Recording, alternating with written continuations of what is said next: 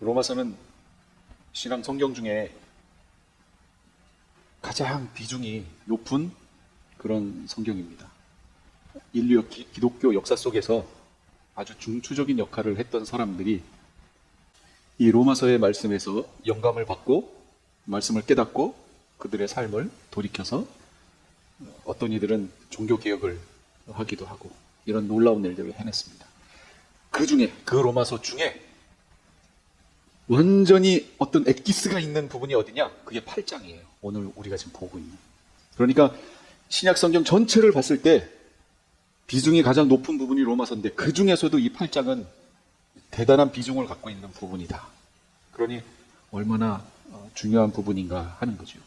그런데 우리가 성경을 볼 때, 성경을 해석할 때 그걸 이제 성경 해석하기라고 얘기하는데 성경 해석을 어떤 관점으로 할 것이냐 4가지가 있는데 그 중에 오늘 우리가 한번 적용해 볼 수 있는 건 뭐냐면 2가지를 한번 얘기를 해볼게요. 간단하게. 첫 번째는 교리의 눈을 가지고 성경을 이렇게 보는 거예요. 이게 첫 번째예요. 이렇게 보는 관점이 전통적으로 초대교회에서부터 이렇게 많이 되어 왔어요. 이렇게 하면 장점이 뭐냐면 이단들의 교리로부터 교회를 지켜낼 수 있어요. 장점이 그거예요. 왜냐면 교리가 딱 정해져 있잖아요. 이단들이 다른 걸 뭘 갖고 와도 그 교리 안에서 보면 다 다른 게 나타나잖아요. 그러니까 이단들로부터 교회를 지키는 데 있어서 이 관점으로 해석하는 것이 아주 유리했어요. 그래서 많은 교회들이, 기독교 역사 속의 많은 교회들이 이렇게 성경을 해석해 왔어요. 교리의 눈으로 성경 본문을 이렇게 보는 거예요. 교리의 눈이라고 하는 건 뭐냐면 신학교에서 배우는 바로 조직신학을 얘기하는 거예요. 성경에 있는 어떤 내용을, 예를 들면 구원, 그러면 구원이 뭐냐? 성경에서 뭐라고 얘기하느냐? 그래서 구원의 관점에서 정리해 놓은 거예요. 그리고 그 정리된 관점으로 모든 성경을 그 관점 안에서 이렇게 보는 거죠. 이 관점이 첫 번째고요. 그런데 이 관점은 문제점이 뭐냐면 내가 가지고 있는 교리의 눈으로 성경을 이렇게 보니 그 관점으로 보기에는 참 난해한 성경들이 있다는 거예요. 그래서 바로 난해 구절들이 나오는 거예요. 성경을 해석할 때 이건 참 해석하기 힘든데 그 왜 힘들어요? 자기가 갖고 있는 교리 안에서 보니까 해석이 안 되는 거예요. 그러니까 난해 구절이 되는 거예요. 이런 단점을 갖고 있어요. 지금 제가 말씀드린 거 교리의 눈으로 본문을 보는 관점. 대부분의 교회가 지금 이렇게 하고 있는 거예요.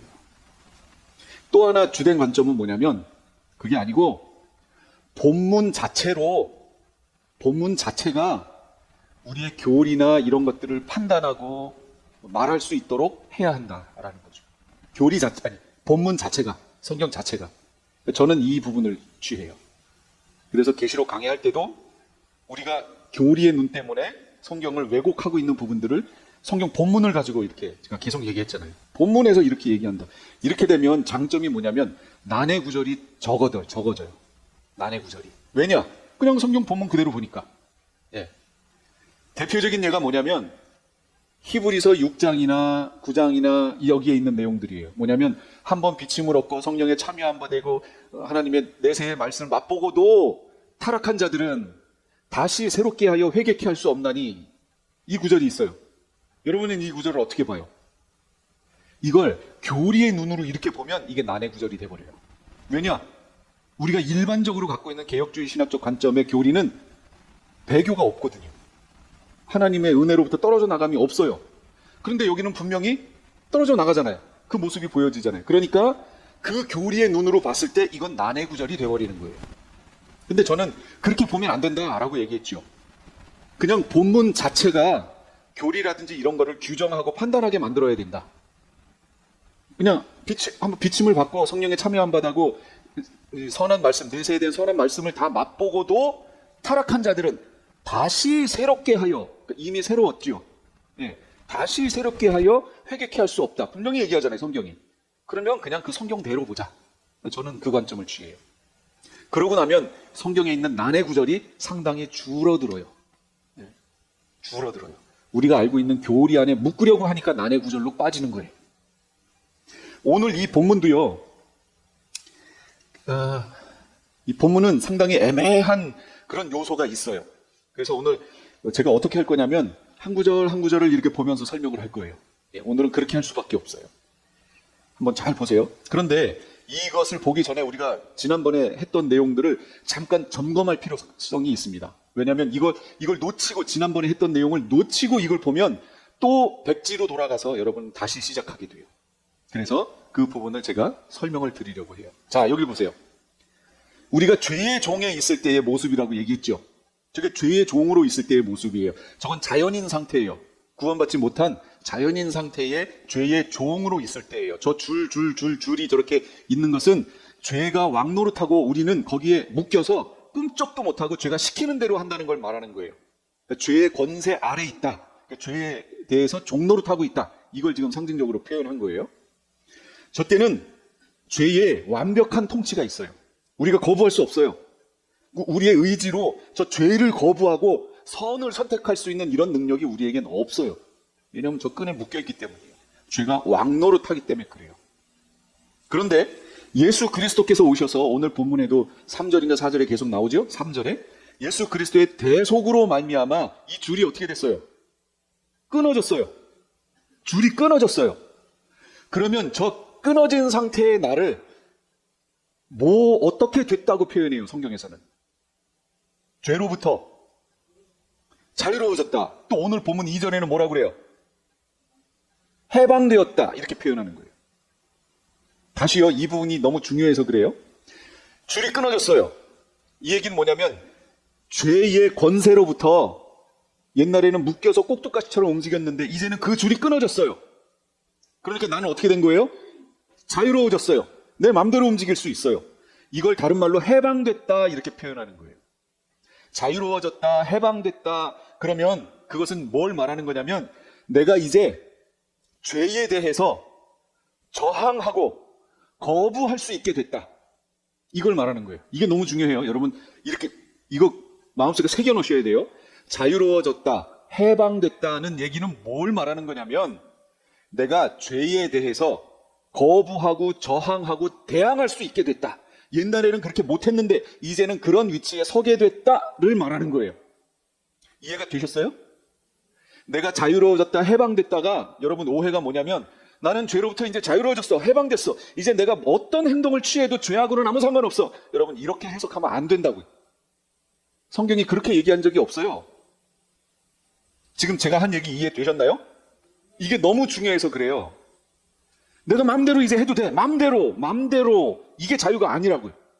성경에서 말하는 죄로부터 자유로워졌다, 해방됐다라는 표현은 이제 옛날에는 죄에 묶여서 어쩔 수 없이 끌려다녔는데 이제는 그걸 저항하고 거부하고 대항할 수 있는 위치에 서게 됐다. 이걸 말하는 거예요. 그 위치에 서게 됐지만 내가 여전히 죄를 지을 수 있나요? 예, 그거 말하는 거예요. 그거 말하는 거. 이 부분을 놓치면 내가 무엇을 해도 죄가 아니다. 이런 말도 안 되는 해석이 나온다는 거예요. 자, 이 그림 다음에는 뭐가 나올 것이라고, 어떤 상태가 될 것이라고 여러분 생각해요? 의의 종이죠. 우리 의의 종노릇 한다고 배웠잖아요. 그러니까 이 중간 단계를 거쳐서 예수 그리스도의 대속으로 말미암아 우리가 곧바로 어디로 가요? 의의 종노릇 한 대로 저 상태가 됐을 것이다 라고 생각하는 거예요. 아니에요. 아니라고. 저 상태가 되면 죄의 종이었을 때의 모습과 반대급부로 생각해야 돼요. 무슨 얘기냐면 이 의의 종일 때는, 의의 온전한 종일 때는 죄에 대해서 내가 행하는, 다시 거꾸로 갈게요. 죄의 종이었을 때는 내가 행하는 것마다 뭐였어요? 예, 죄. 그 열매들이 다 죽음의 열매였죠. 그럼 반대로 의의 종에 이렇게 묶여 있을 때는 어떻게 돼야 되는 거예요? 내가 행하는 모든 행위는 다 의로워야 된다는 거예요. 근데 확인해 볼게요. 저 보지 마시고 여러분 각자를 한번 보세요. 이래요? 진짜로? 아니죠. 그러니까 아직 저 상태가 안 됐다는 거예요. 아직 안 됐어요. 그럼 우리는 어떤 상태에 놓여 있어요? 저 중간 상태에 놓여 있다는 거예요. 그래서 그걸 다시 그리면 이렇게 돼요. 이 상태에 놓여 있는 거예요, 우리가. 죄에 대해서도 끊어져 있고 의에 대해서도 끊어져 있어요. 저 끊어져 있다는 게 뭔지 아세요? 그게 바로 이걸 말하는 거예요. 자유의지. 우리는 지금 자유의지를 갖고 있는 상태예요. 그래서 죄를 선택할 수도 있고 의를 선택할 수도 있는 그 과도기에 놓여 있는 거예요. 완성이 아니에요. 최종 완성이 아니에요, 지금. 가는 과정 속에 있는 거예요. 그렇기 때문에 성경에서 우리가 가는 과정 속에서 죄에 대해서 고민하는 그 모습을 지난주에 봤던 거예요. 7장에서. 거기서 바울이 뭐라고 얘기해요? 고백해요? 이런 모습을? 그렇죠. 개역개정에서는 오라 나는 곤고한 사람이로다. 그리고 우리 세번역에서는 나는 비참한 사람이로다. 이렇게 설명하잖아요. 이 상태예요. 의를 행하고 싶은 마음은 나한테 있는데 실제 삶은 그렇지 못한 모습들이 계속 자기를 통해 나타날 때 거기서 정말로 하나님 앞에 깨어있는 사람이라면 뭐가 느껴져야 되는 거예요? 죄책감과 함께 비참한 자신의 모습이 느껴져야 된다는 거죠. 그게 이 상태예요. 지금 우리가 이 상태라고요. 신앙생활을 하면 할수록 액면 그대로의 죄의 수는 줄 수 있지만 내가 느끼는 죄에 대한 부담감은 어떻게 돼요? 더 늘어나죠. 의에 예민해지다 보니까 옛날에는 죄로 생각지 못했던 것도 이제는 하나님이 저거 기뻐하시지 않는구나 라는 걸 깨닫게 되니까 죄의 양은 줄었을지 몰라도 그 죄에 대한 안타까움과 회개의 마음은 더 늘어난다는 거죠. 그러니까 죄책감이 더 늘어나요. 저만 그래요? 그렇잖아요. 옛날에는 내가 지금 하고 있는 행동을 옛날에는 죄책감을 못 느끼고 했어요. 근데 지금은 그거에 대해서 죄책감을 느낀단 말이죠. 더 예민해졌단 말이에요. 지금 우리가 이 상태예요. 이 상태. 하나님의 통치를 기다리는 상태. 이게 지금의 상태고요. 이 전 상태, 요 의에 묶여있는 요 상태, 이건 어디의 상태예요? 메시아 왕국의 상태예요. 이제 우리가 저기로 갈 거예요. 메시아 왕국으로 갈 거예요. 지금 우린 과도기예요. 오늘 말씀은요, 이렇게 시작해요. 그러므로 지금 아까 봤던 요 상태, 우리가 요 상태죠? 요 상태에서 우리가 오라 나는 공고한 사람이라다 또는 나는 비참한 사람이다 이렇게 지금 탄식했잖아요. 그러므로 이렇게 시작하는 거예요. 우리가 그런 상태에 있으므로 그러므로 메시아 예수와 안에 있는 자들은 그리스도 예수 안에 있는 자들은 이제 정죄를 받지 않습니다. 이게 오해받기 딱 쉬운 표현이에요. 지금. 그렇죠. 여러분 이걸 읽으실 때 어떻게 읽혀요? 죄책감도 없고 이제 모든 것이 어떻게 됐다고요? 끝! 자유! 이렇게 읽힌다는 거예요. 이 부분이.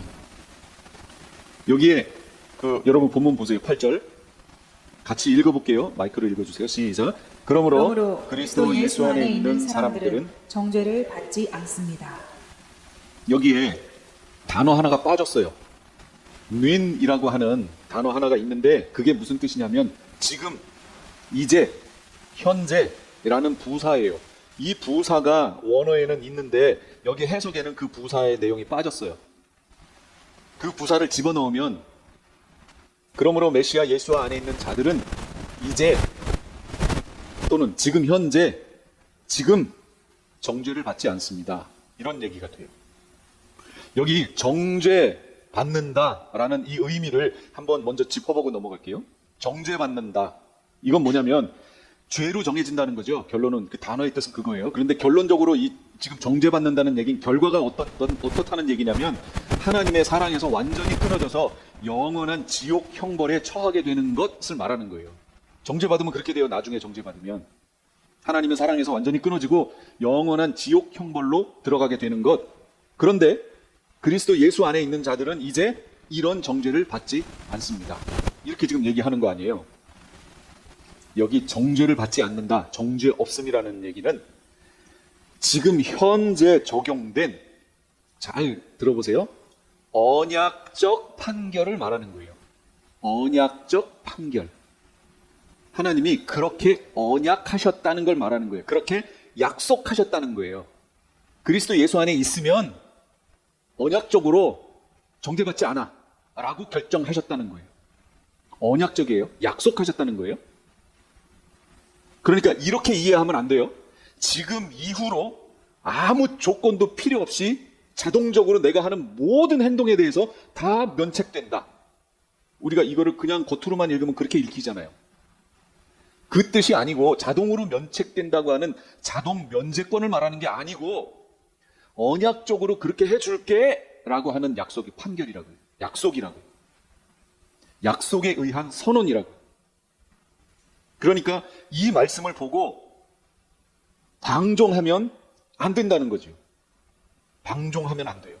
아까 끊어져서 여기서 자유, 해방. 그럼 곧바로 우리는 이제 자유로워졌구나. 해방됐구나.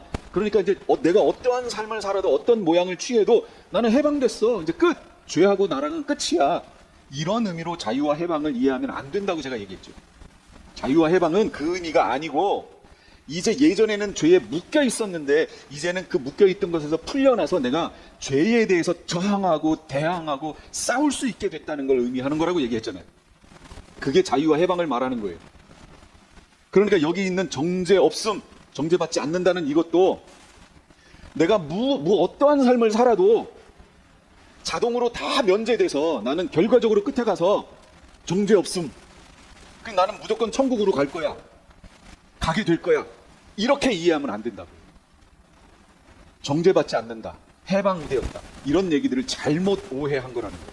이게 성령의 빚을 지는 새로운 관계의 시작이 됐다. 지금 그걸 말하는 거예요. 그러면 오늘 본문에 2절에 가니까 왜 정죄함이 없냐 하는 부분을 설명해 주고 있어요. 2절에 보니까 같이 읽어볼게요. 시작. 그것은 그리스도 예수 안에서 생명을 누리게 하는 성령의 법이 당신을 죄와 죽음의 법에서 해방하여 주었기 때문입니다. 여기 어려운 표현이 있어요. 성령의 법이 죄와 죽음의 법에서 이렇게 나오니까 이게 우리가 이해하기가 힘들어요. 여기 법 대신 권세라는 말을 집어넣으세요. 그럼 어떻게 되냐면 그리스도 예수 안에서 생명을 누리게 하는 성령의 권세가 당신을 죄와 죽음의 권세에서 해방하여 주었기 때문입니다. 이렇게 돼요. 이 그림이에요. 지금 해방하여 줬잖아요. 잘랐잖아요. 해방했다고, 해방해 줬다고.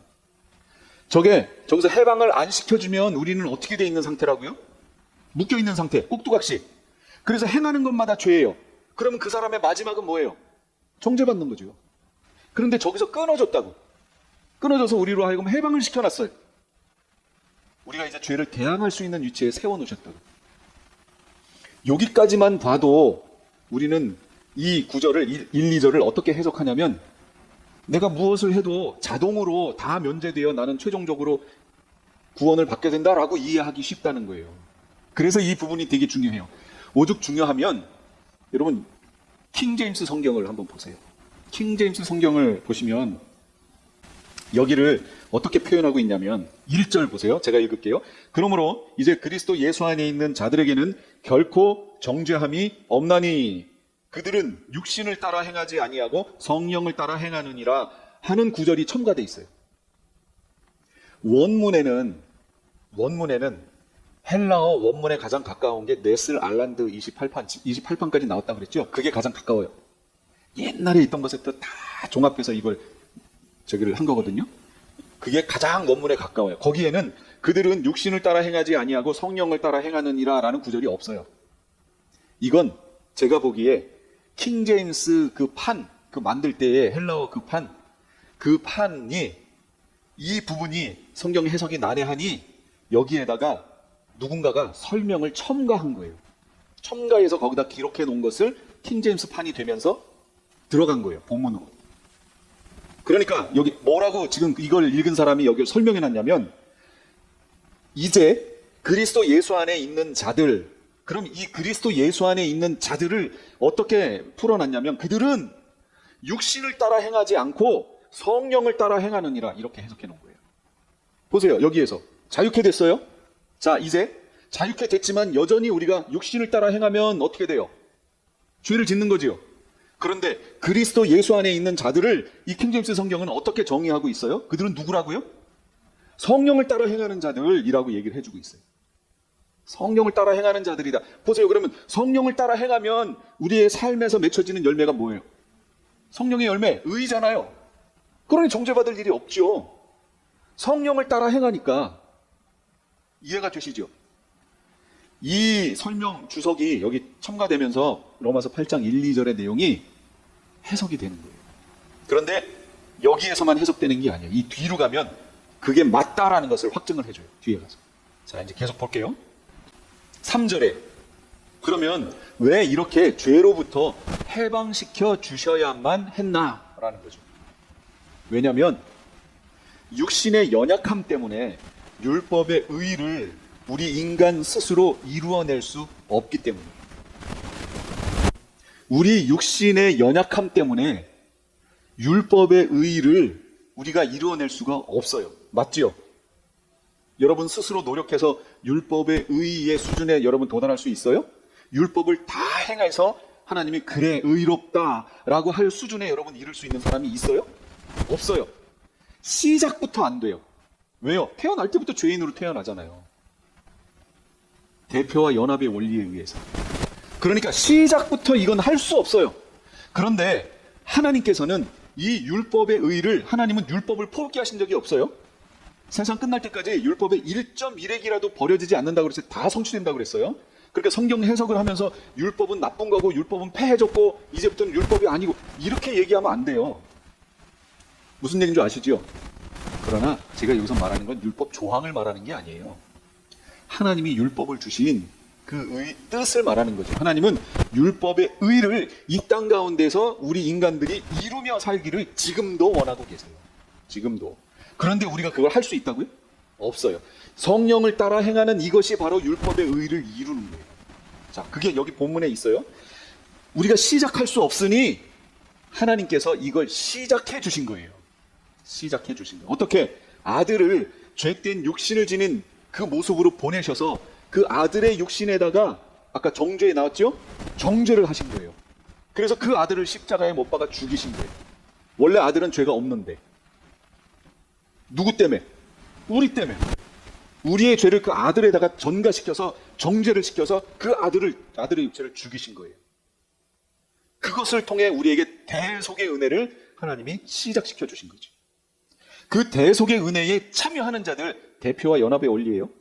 대속의 은혜에 참여하는 자들은 그리스도 예수 안에 있는 자들이고, 그 그리스도 예수 안에 있는 자들을 더 구체적으로 설명하면 성령을 쫓아 행하는 자들이라는 뜻이에요.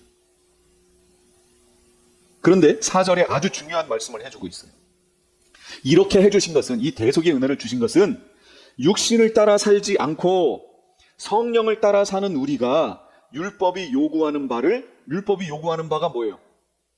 그렇죠. 율법의 의지요. 율법의 의를 이루게 하시려는 것입니다. 여러분, 하나님이 율법을 포기하셨어요? 안 하셨어요. 끝까지 주님 만날 때까지 율법의 1.1핵도 변함이 없이 다 성취될 거예요. 그 율법의 의를 이제는 우리에게도, 개인에게도 다 성취되어야 되는데, 우리가 조항을 지켜서 여러분 율법의 의를 이뤄낼 수 있어요? 613개라고 하는 그 조항을 하지 말라가 365개인데, 하지 말라는 365개를 쫙 펴놓고 하루 동안에 그걸 다 보고 365개를 하지 않고 그 나머지 200 몇 개를 딱 보고 하루 동안에 다 해야 돼. 할 때마다. 여러분, 이렇게 살아갈 수 있는 사람이 있나요? 없어요. 없어요. 그러니까 불가능하다는 거예요. 그런데 그 불가능을 가능하도록 만드셨어요. 하나님이 어떻게 하셨어요? 육신을 따르지 않고 성령을 따라 사는 우리에게 율법의 요구가 이루어지게 원리를 세워놓으셨다고. 이제 우리는 성령이 시키시는 대로 살면 그걸 보고 율법의 의가 이루어진 것으로 주님께서 인정해 주시겠다는 거예요. 성령을 따라 사는 삶. 그래서 여러분, 바울이 쓴 서신들의 기록을 쭉 보세요. 한결같은 공통점이 뭐예요? 성령 얘기예요. 성령 충만하라고. 성령 충만을 위해서 서로 중보하라고. 성령을 소멸하지 말라고. 성령을 쫓아 행하라고. 따라 행하라고. 이게 바울에게서 계속 나오는 이유가 이거예요. 원리가. 우리가 성령을 따라 행하면 율법의 요구를 이루어지는 것으로 하나님께서 인정해 주시겠다라는 것이요. 다시 말해요. 조항이 아니에요. 율법 조항이 아니에요. 그 조항들은 예수님이 몸소 십자가에서 이루어 놓으신 부분들이 있어요. 날이라든지 절기 같은 거. 그 다음에 또 뭐가 있어요? 이루어 놓으신 거. 대속의 제사법이라든지 이런 거 예수님이 다 이루어 놓으셨잖아요. 그러니까 거기에 묶이면 안 돼요. 근데 아직도 그거에 묶여 있는 사람들이 있어요. 율법 조항에 묶여 있는 사람들. 성령을 따라 행함이에요. 그러면 그 안에서 자유함이 있어요. 자, 이제 5절에서부터 11절까지예요. 여기에는 뭐가 나오냐면 육신에 속한 인간의 모습이 나와요. 육신에 속한 인간의 모습. 그리고 영에 속한 인간의 모습이 대조되어 등장해요.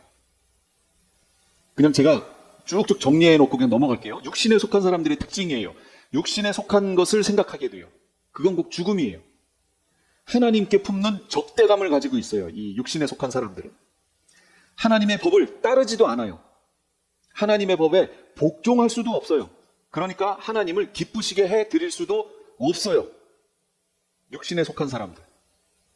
다시 말하면 육신을 따라 사는 사람들의 모습이에요. 여러분, 그러면 제가 여기 질문. 크리스찬이라고 하는, 성도라고 하는 사람들 중에 거듭난 사람들, 안 거듭난 사람은 아예 대상도 아니고 거듭났다고 하는 사람들 중에 육신을 따라 사는 우리 인간의 모습을 갖고 있는 이들이 있어요, 없어요? 저기 무슨 교회에 누구 있잖아요. 거기서 찾지 말고 어디서 찾으라고요? 나에게서 찾으라고요. 나에게서. 우리 자신에게서. 우리 자신의 모습 속에 이런 모습 없어요? 이거 바울이 있다고 아까 7장에서 얘기했다고 그랬잖아요. 그 다음에 영에 속한 사람들의 특징이 뭐냐면 성령에 속한 것을 자꾸 생각을 해요. 그게 뭐냐면 생명과 평화예요. 육신 안에 있지 않고 성령 안에 있어요. 그리스도의 사람이, 이런 사람들을 참 그리스도의 사람들이라고 얘기하고요. 몸은 죄 때문에 죽은 것이지만 영은 의 때문에 산 것이에요. 몸은 죄 때문에 죽은 것이에요. 하나님이 살리고자 했던 것은 우리 지금 이 육체가 아니에요. 하나님이 살리고자 하는 건 이 육체가 아니에요. 우리 몸의 속량을 기다리고 있다고 표현하잖아요. 그렇죠? 우리 몸의 구속을 기다리고 있다. 모든 피조 세계도 그걸 지금 기다리고 있다. 그러니까 우리가 구원받긴 했으나 지금 구원이라는 약속을 가지고 있긴 하나 지금 이 육체가 구원받는 게 아니라는 거죠. 몸의 구속을 우리가 지금 기다리고 있대요. 그러니까 이 육체가 아닌 거죠. 그럼 몸의 구속, 몸의 속량이 제가 뭐라고 얘기했어요? 계시록할 때 이거 얘기한 거예요. 부활. 부활 말하는 거예요. 그럼 부활되면 우리의 육체가 어떻게 돼요? 변화된다고 그랬잖아요. 이 육체가 아니라니까요. 썩는 육체가 아니고, 썩는 것은 썩는 거고, 이게 아니고 영원히 살아야 돼요. 여러분, 우리가 하나님 앞에 나중에 가면 천국의 새하늘과 새 땅에서 영원히 산다고 하는데 거기에서 우리의 영체가 둥둥 떠다니면서 형체도 없고 영이 그냥 둥둥 이렇게 떠다니는 게 아니에요. 영, 육, 혼, 이 세 가지를 가지고 주님과 영원히 사는 거예요. 우리의 육체가 함께 영원히 하나님과 새하늘과 새 땅에서 함께 사는 거예요. 이해하시죠? 예. 이 육체가 아닌 거예요. 그래서 예수님이 뭐라고 그러셨어요? 살리는 것은 영이니 육은 무익하니라. 이 땅에 있는 우리의 육은 무익하다. 그럼 여러분 이것도 오해하면 안 돼요. 영지주의처럼 육은 더럽구나. 영은 고상하고 신령하구나. 거룩하구나. 육은 필요 없어. 하고 이렇게 이원론으로 봐서는 안 된다는 거죠. 이런 육체를 입고 있는 지금 상태에 하나님이 우리를 머물러 두게 하신 이유. 이 상태로 머물러 두게 하신 이유. 우리 지금 과도기잖아요. 이 육체 안에서 하나님의 의를 향하여 우리의 자유의지를 사용하여 하나님께 나오라는 거예요. 하나님께 나오라. 하나님은 그걸 보시겠다라는 거예요. 자, 쭉 다 봤죠? 예? 우리 안에 있는 성령 때문에 우리의 죽을 몸도 나중에 살리실 거예요. 이게 부활이잖아요. 그렇게 지금 얘기하고 있죠? 그러니까 우리가 중요하게 지금 여겨야 할 것이 무엇인가? 여러분 생각하시며 신앙생활을 하셔야 돼요.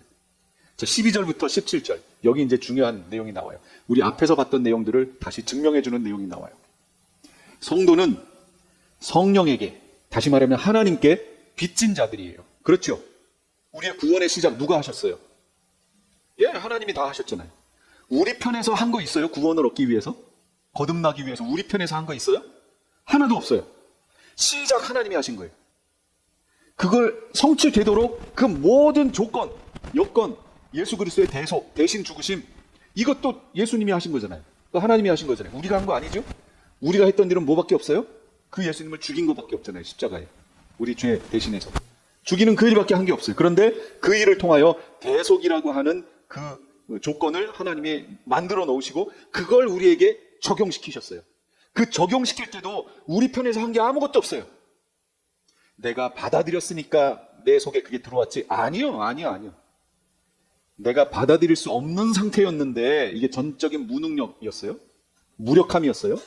그런데 하나님의 전적인 은혜로, 거부할 수 없는 은혜로 우리 가운데 들어오신 거예요. 성령 하나님이.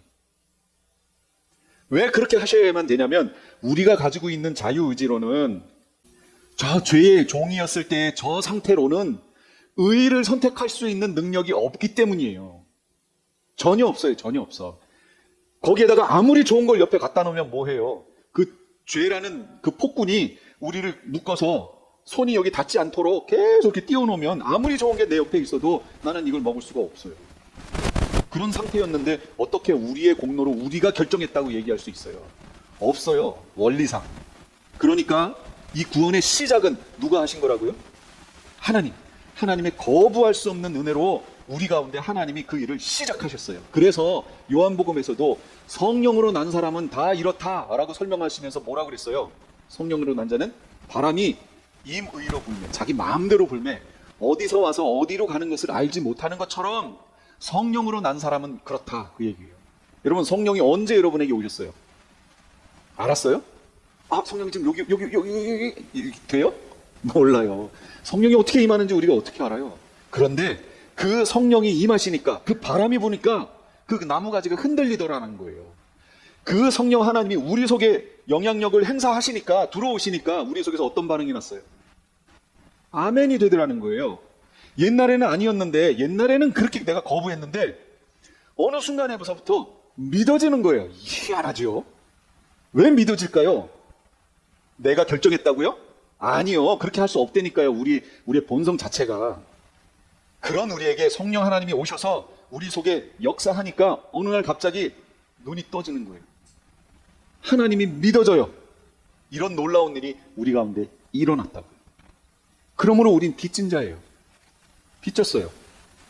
정말로요. 그러니까 우리는 성령의 하나님께 빚진 자이기 때문에 육신을 따라 살아야 될 존재가 아니에요. 육신을 따라 살면 안 돼요.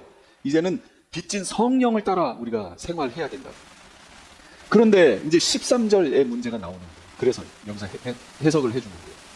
보세요. 13절 여기 있습니다. 이걸로 읽을게요. 같이요. 시작. 여러분이 육신을 따라 살면 죽을 것입니다. 그러나 여러분이 성령으로 몸의 행실을 죽이면 살 것입니다. 여기에서 우리가 생각해 볼 문제 첫 번째, 여기서 바울이 지금 말하는 여러분이가 누구예요? 어디 성도들? 그렇죠. 로마에 있는 교회, 거기에 보내는 편지잖아요 지금. 그러니까 여러분이, 이거는 로마 교회 성도들에게 하는 얘기예요. 로마 교회 성도 여러분, 여러분이 육신을 따라 살면 어떻게 된다고요? 죽을 거래요. 죽어요. 그럼 여기 죽는다는 요 표현, 저게 뭐가 죽는다는 걸까요? 그렇죠. 내가 육신을 따라 살던, 영을 따라, 성령을 따라 살던 육체가 죽는 것은 다 죽지요. 예. 그러니까 그 죽는다는 걸, 육체가 죽는다는 걸 말하는 게 아니란 말이에요. 영이 죽는다는 걸 지금 말해주는 거예요. 그래서 제가 저 구절 하나하나를 여기다 다시 풀어드릴게요. 단어를. 자, 저기에 육신을 따라 살면 이라는 저 표현을 보세요. 저게 동사 직설 현재 능동태 2인칭 복수예요. 저게 제가 현재 능동태에다가 색깔을 바꿔서 표현했잖아요. 헬라어에서, 코인의 헬라어에서 현재형은 그냥 단순히 시간적으로 현재를 말하는 게 아니고요. 영어에서처럼, 우리말에서처럼 시간적 현재를 말하는 게 아니고, 저기에서의 현재는 뭘 말하는 거냐면 계속해서 반복적인 시상을 말하는 거예요. 코인의 헬라어에 저것은 현재형은. 그럼 과거형도 있겠죠? 코인의 헬라어의 과거형은 뭘 말하는 거냐면 과거에 일어난 일을 말하는 것뿐만 아니라 단회적으로 일어나는 사건을 말하는 거예요. 한 번, 단회적. 현재형은 계속해서 일어나는 일을 말하는 거예요. 그러니까 그 내용을 집어넣고 능동태라는 것을 집어넣어서 제가 저 부분을 다시 읽어볼게요. 살면 속에 또 설명 하나 하면, 헬라어는 동사 안에 주어가 들어가 있어요. 참 희한한 글이죠. 히브리어도 그렇게 돼 있어요. 헬라어도 그렇게 돼 있어요. 그러니까 우리 말 같으면 그냥 산다라는 그냥 동사일 텐데 헬라어로 살면 하면 거기에다 이 전미사로 막 붙는 접두사로 붙는 이런 것들을 분석해 보면 현재 능동태 2인칭 복수구나를 알게 돼. 2인칭 복수니까 너희가 이런 말이죠. 너희가 현재니까 계속해서 살면 이 되는 거예요. 산다. 계속해서 산다. 그런데 문장 속에 조건문이 들어가 있기 때문에 너희가 계속해서 산다면 이런 의미가 돼요. 이게 아주 정확하게 해석한 거예요. 해석한 거예요. 그러니까 이 말을 살려서 위에 거 풀면 여러분이 육신을 따라 계속해서 산다면 이런 얘기가 돼요. 그 다음에 죽을 것입니다. 저 죽을 것입니다도 현재 능동태인데 저기에는 멜레테라고 하는 영어에서 말하는 조동사격에 해당하는 동사가 들어가 있어요. 저건 뭐냐면 뭐뭐 할 수밖에 없다라는 뜻이에요. 그러니까 우리말로 저걸 표현하면 반드시 이렇게 된다 그 얘기야. must 얘기하는 게 must. 반드시 이렇게 된다. 그러니까 단순히 죽는다가 아니라 2인칭 복수니까 너희가 반드시 죽을 수밖에 없다. 이렇게 돼요. 그 다음에 그 밑에 그러나 여러분이 성령으로 몸의 행실을 죽이면 이것도 현재 능동태 2인칭 복수예요. 너희가 계속해서 죽인다면 이라는 말이 되겠죠? 죽인다면 무엇을? 성령으로 몸의 행실을 계속해서 지금 죽이는 삶을 산다면 어떻게 된다고요? 살 거라고. 미래 중간태 2인칭 복수예요. 이건 무슨 얘기예요? 너희가 중간태는 제가 뭐라고 그랬죠? 능동태는 내가 하는 거고 수동태는 내가 받는 거고 중간태는 내가 했는데 그게 나한테 돌아오는 거. 이게 중간태예요. 그러니까 너희가 산다 그랬잖아요. 너희가 산다 그러면은 이거는 능동태. 너희가 살게 될 것이다 그러면 이건 수동태. 그런데 중간태니까 너희가 너희 자신을 살리게 될 것이다. 너희가 그렇게 했는데 그것이 너희를 살리게 될 것이다. 이 말이에요. 그러니까 이 말을 총 다 합해가지고 제가 이 원문을 뜻이 정확하게 들어가도록 해석해 놓은 게 이거예요. 너희가 육신대로 계속해서 산다면 반드시 너희가 죽을 수밖에 없다. 그러나 성령으로서 몸의 행실을 계속해서 죽인다면 너희가 너희 자신을 살리게 될 것이다. 이게 원문이에요. 이게 로마서 8장 13절 원문의 뜻이에요. 그러면 여기서 여러분이 로마 교회 성도 중에 육신을 따라 사는 사람이 있어요, 없어요? 이 말씀을 통해 보면 있을 수 있다는 거죠. 그들에게 지금 경고하는 거예요. 그렇게 계속해서 살면 어떻게 된다고요? 죽는다고. 거듭났지만 거듭났다는 거 하나 믿고 계속해서 육신을 쫓아 사는 삶을 계속해서 살면 어떻게 된다고요? 죽는다고. 지옥 간다고요. 그걸 뭐라고 하냐면 그걸 배교라고 하는 거라고요.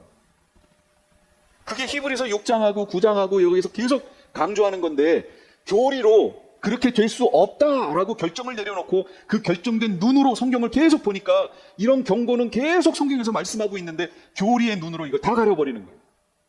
현대를 사는 성도들에게 이게 경고가 안 되는 거예요. 경고가 안 돼. 저거는 처음부터 믿지 않는 사람 얘기야. 이렇게 결정해버리는 거예요. 한 번 예수 믿으면 그 구원이 변개되지 않아. 이렇게 얘기하는 거죠.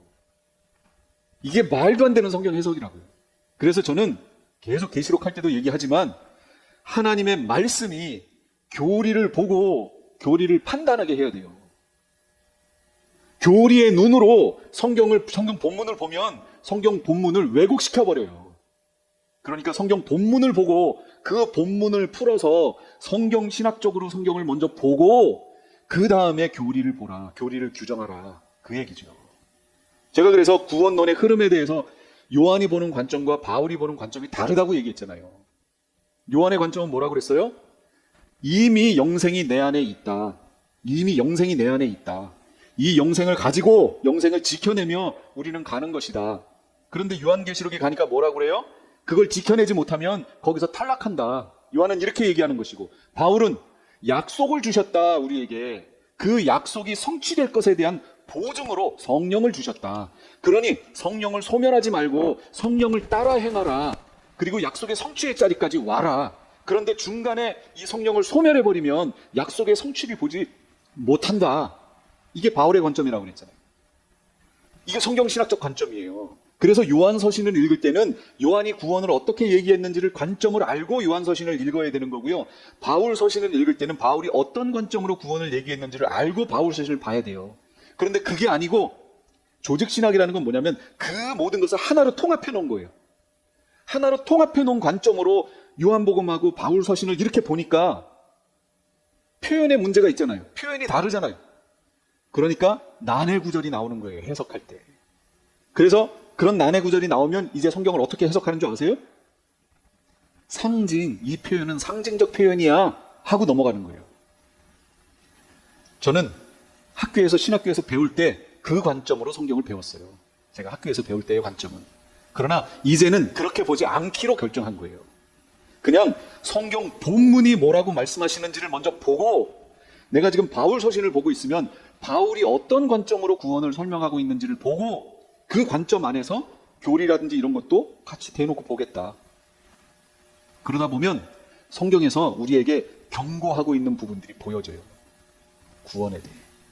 옛날에는 한 번 구원은 영원한 구원이야, 내가 어떻게 살아도 구원이 변개되지 않아 하고 방종으로 넘어가요. 장점이 있어요. 이렇게 성경을 보는 거는 무슨 장점이냐면 모든 영광을 하나님께, 솔리데오 글로리아, 모든 영광을 하나님께, 이거예요. 이런 종교개혁할 때의 관점이 그거였잖아요. 모든 영광을 하나님께. 그래서 성경의 모든 해석을 하나님께 영광이 되는 방향으로 해석을 했단 말이에요. 그러다 보니 여기에 인간의 자유의지라든지 인간이 무엇인가를 해야 하는 부분은 상대적으로 약화돼 버린 거예요. 그것이 현재 이 세상 교회에 드러나고 있는 거예요. 무엇으로? 방종으로. 마지막 시대를 준비해야 되는데, 이제 회개하고 준비해야 되는데 사람들이 다 방종에 빠져 있는 거예요. 교인들이. 이걸 깨우려면 어떻게 해야 돼요? 성경 본문으로 가야죠. 말씀 그대로 가야죠. 하나님이 경고하시면 경고하는 내용 그대로 전해줘야죠. 그래야 그 경고의 메시지를 듣고 회개할 거 아니에요. 이 시대는 그런 시대예요. 이게 로마서 8장 13절의 정확한 해석입니다. 여러분 성경에다 이걸 써놓고요, 마음속에 새기고 이것을 계속 하가하십시오. 읊조리십시오. 이번 주가 이거였어요. 그래서 제가 이걸 했던 거예요. 14절에 정확하게 누가 하나님의 아들들인가에 대해서 얘기해줘요. 누가 하나님의 아들들이에요? 하나님의 영으로 인도함을 받는 사람이 하나님의 아들들이래요. 인도함을 받는 이들이, 나는 하나님의 자녀야, 거듭났어 해놓고 여전히 육신을 따라 계속 살아간다면 그 사람은 어떻게 된다고요? 죽는다고요. 죽을 수밖에 없다고요. 반드시 죽는다고요. 그런데 하나님이 회복시켜주신 그 자유의지로 어떻게 하라고요? 성령을 따라 행하라고요. 성령을 쫓아 행하라고. 그렇게 쫓아 행하는 이들을 하나님께서 하나님의 아들들, 하나님의 자녀라고 이렇게 칭해 주신다는 거죠. 성도가 받은 영은 종의 영이 아니에요. 종살이의 영이 아니라 자녀로 삼으시는 영. 이걸 다른 데서는 양자의 영 이렇게 얘기했어요. 이 양자의 영, 자녀로 삼으시는 영, 이 영을 받았기 때문에, 이 영이 무슨 영이에요? 성령. 이 영을 받았기 때문에 우리가 하나님을 뭐라고 부른다고요? 예, 아바, 아버지. 여기 아바가 이게 스펠링이 어떻게 되냐면요, 알파, 베타, 베타, 알파예요. 그러면 뭐예요? 정확히 발음하면 아빠가 되는 거예요. 아빠. 그래서 이게 합쳐지면 어떻게 돼요? 아빠. 우리 그냥 발음하면 아빠. 아람어예요. 아람어를 헬라어로 저렇게 기록한 거예요. 아빠. 그러니까 우리 여기서 기록해 놓을 때 아바, 아버지 이렇게 했죠. 아바, 아버지가 아니고 아빠, 아버지예요. 아빠라는 표현이 더 맞는 거예요. 발음상. 근데 표현하려면 아빠라고 써야겠죠. 우리는 그냥 아빠 하지만, 그러나 상관없어요. 이렇게 쓰든 저렇게 쓰든 발음하면 뭐로 나와요? 아빠로 나오죠. 그러니까 이런 걸 보면 또 우리말이 상당히, 인도에 가도 아빠, 엄마 뭐 이런 게 똑같은 민족 있잖아요. 거기에도. 근데 아람어에서 아빠를 부르는데 우리랑 똑같아요. 그러면 확실히 한 언어에서 이렇게 갈라졌다라는 걸 볼 수 있어요. 공통적인 그 표현들이 지금은 문자가 달라지고 발음이 조금씩 바뀌기 때문에 이렇지만, 이걸 깊이 연구해 보면 아주 기초적인 단어들 있잖아요. 엄마, 아빠 뭐 이런 단어들은 거의 비슷하게 맞아가지 않는가. 파파 또 그렇게 발음도 되죠. 거의 비슷하게 가지 않는가, 이런 생각도 좀 해봐요. 이것을 성령 하나님께서 우리의 영과 함께 친히 지금 증언하고 계세요. 성령 하나님. 예. 자녀면 곧 뭐예요? 상속자. 자녀는 곧 아버지로부터의 상속자예요. 그런데 그 하나님 아버지에게는 아들이 하나가 있어요. 친아들이 있어요. 누구예요? 예수 그리스도. 그 예수 그리스도가 장남이에요. 우리는 입양된 거예요. 아까 양자의 영이라고 그랬잖아요. 그러니까 우린 입양된 거예요. 우린 입양 아들이고 예수님은 본 아들인 거예요. 본 아들. 그렇지만 하나님께서는 그걸 차별하지 않으시고 상속을 우리에게도 똑같이 해주시겠다는 거예요. 오늘 성경 말씀이. 그래서 우리를 그리스도와 더불어, 바로 메시아와 더불어 공동상속자라고 얘기하는 거예요. 오늘 제목이 바로 공동상속자예요. 우리는 공동상속자예요. 공동. 이게 제 얘기가 아니고 오늘 본문에 있는 내용이에요. 17절인가요? 예. 그리스도와 더불어 공동상속자입니다. 우린 공동상속자예요. 예수님하고 같은. 그러니까 우리에게 여기서 지금 말하는 게 뭐냐면 그와 함께 그 영광을 받기 위해서 지금 뭐 하라고요? 고난도 함께 받아야 된다. 왜? 그 장남도 고난 받았잖아요. 우리도 고난을 받으라. 육체에 있는 동안. 그러면 그것을 통해 공동상속자로 우리 가운데 하나님이 예비해 놓으신 상속물을 우리에게 충만하게 주시겠다는 거죠. 이 놀라운 은혜가 지금 우리에게 주어져 있다고요. 그러니 우리가 육체를 입고 있는 지금 이 과도기를 어떻게 살아야 돼요? 육체를 따라서? 아니요, 성령을 따라 살아야 한다는 거예요.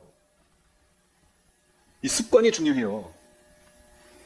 습관을 육체를 따라 사는 습관으로 우리를 만들어버리면요, 성령을 따라 살기가 되게 어려워요. 정말로 어려워요. 바꿔야 돼요. 생활 습관도 바꿔야 돼요. 이 구원에 대한 언약은 자동적으로 보장되거나 완성되지 않습니다. 여정이 필요해요. 완성될 때까지의 여정이 필요해요. 성령은 성도 안에서 하나님이 미리 선언하신 구원을 실제로 능동적으로 인도해 가시는 분이세요. 성령 하나님. 그러나 여기 중요한 거예요. 성령은 능동적으로 성도들을 인도는 하시지만 끌고 가시는 강제적인 힘은 아니세요. 성령 하나님이 능동적으로 우리를 앞질러 이끌어 가시지만 우리를 강제적으로 이렇게 끌어가시는 분은 아니시다. 강제적으로 끌어가지 않는다는 게 무슨 얘기냐면 우리에게 뭐가 있다는 걸 말해요? 예, 그게 바로 자유의지가 있다는 거예요. 그걸 말하는 거예요. 우리는 때로 그렇게 기도할 때 있어요. 주님, 그냥 주님께서 다 해주세요. 그냥 강제적으로. 근데 주님은 그렇게 안 하세요. 절대로 그렇게 안 하세요. 우리의 결정과 우리의 참여를 통해서 그 일을 이루어 가시는 거예요. 그래서 8장 14절에 우리 봤던 것 중에 하나님의 영으로 인도함을 받는 자들, 여기 인도함을 받는다, 이게 관계적으로 참여한다는 걸 말하거든요.